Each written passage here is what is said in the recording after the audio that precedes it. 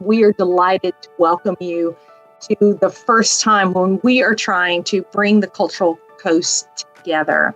Aside from the connection that culture gives us, it also gives us a very intimate understanding of coastal land loss issues in a way that many scientists and engineers may not understand. This is a series to connect those who want to include culture in the community resilience conversation. It's not simply a speaker series. We really want to address issues and take action.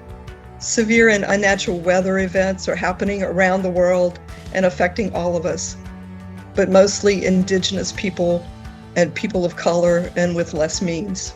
We really need culture to have a seat at the land loss table. Supporting culture sustains ecological knowledge, ties people to the land. We need to put this stuff together, get what we can. We hear a lot that people are fatigued, frustrated. They feel ignored by policymakers and planners. Most citizens of Louisiana are not aware of the next 20 years of Louisiana, 50 years, what we're facing. These are value judgments that were made by people who are in power about what's important to protect, who's important to protect, and the tribal people and other people impacted by these in these bayou communities were not consulted. The fight for Black liberation is also a necessary step to achieving climate justice. So Indigenous sovereignty, Black liberation, these are things I want to offer with love to all of you to consider as you continue your work to preserve the culture of Louisiana. We're not necessarily in touch with the enormous efforts around the world to solve this crisis. Can we create a legal framework that addresses cultural heritage, environmental harms, and disaster resilience?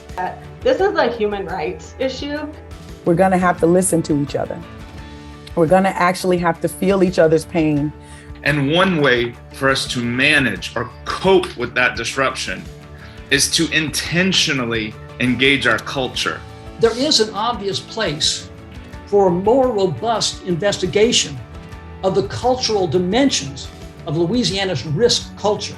Questioning what does it mean, how do we stay, how do we remain and reclaim? We have a right to remain in our coastal territories, and we have a right to be in relationship with the waters and the land.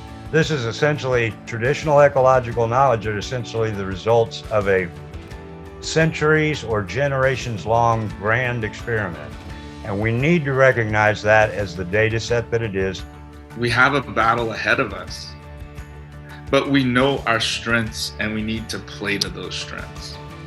There's a lot to still celebrate, and there's a lot of beauty on the coast still and in the wetlands. My hope is that state government starts to address the people issues too. Whether people decide to stay or move, that they are able to stay connected with their communities and their culture. We take this moment and we share. We share what we have because it is bountiful.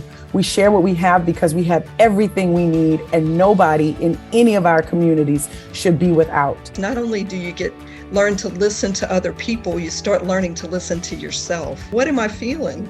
And can I express it however I need to express it, kind of thing. Because I think we all can be vulnerable and reveal things when we feel safe. To be able to use the attention of another human to let your mind work and get through your feelings.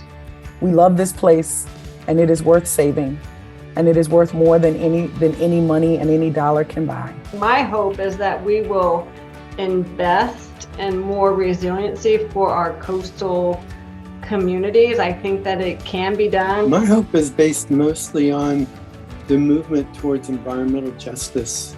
We need community members to be able to be in spaces to do this for us. And if that space isn't there, then we need to create it. And we need to pay attention what the nature needs and be good collaborators. I know how brilliant we are, and I know about our creativity and our ingenuity. But also, I hope that we can have tough conversations and to kind of break this illusion of our separateness.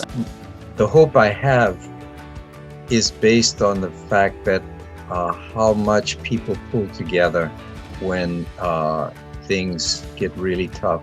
The coast may not end up like we would want it to end up, but I have a huge amount of confidence in nature and human nature and our connections in South Louisiana. We will figure it out. We will come together and figure it out.